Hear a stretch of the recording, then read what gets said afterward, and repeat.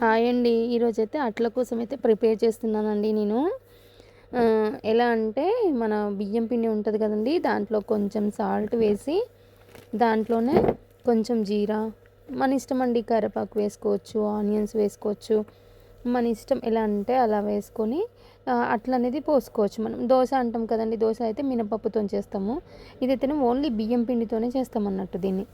Only బియ్యం పిండి కొంచెం క్రిస్పీగా కూడా ఉంటాయి, బాగుంటాయి. దీనికి కాంబినేషన్ చట్నీ కూడా చేస్తాను, ఉల్లికారం చేస్తామన్నట్టు, చాలా బాగుంటుంది ఉల్లిపాయలతోని.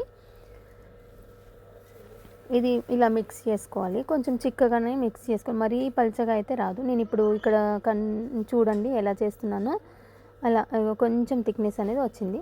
తర్వాత ఇక ఇంకా దీనికి ఇది ఏంటంటే ప్రిపరేషన్ చేసేది ఏంటంటే ఉల్లిపాయలతో మిరం అనేది చేసుకుంటాం అన్నది. దాని కాంబినేషన్ అనేది చాలా బాగుంటుంది.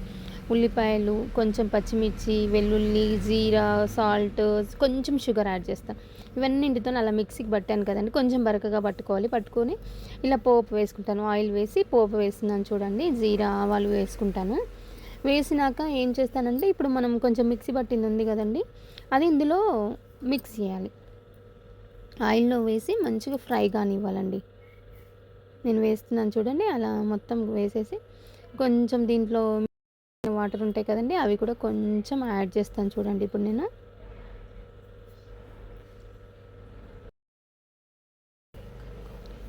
ఇది మాత్రం చాలా బాగుంటుంది.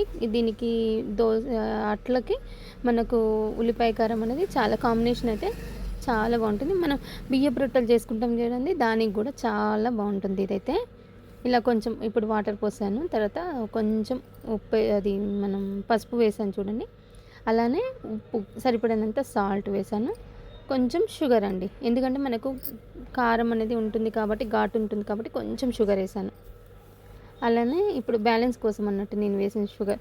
ఇప్పుడు కొంచెం పాలు పోసానండి, పాలు పోసి మంచిగా మగ్గనివ్వాలండి. ఇదంతా మంచిగా ఉడికినాక మనం దాని కాంబినేషన్ పెట్టుకొని తినొచ్చు, చాలా బాగుంటుంది.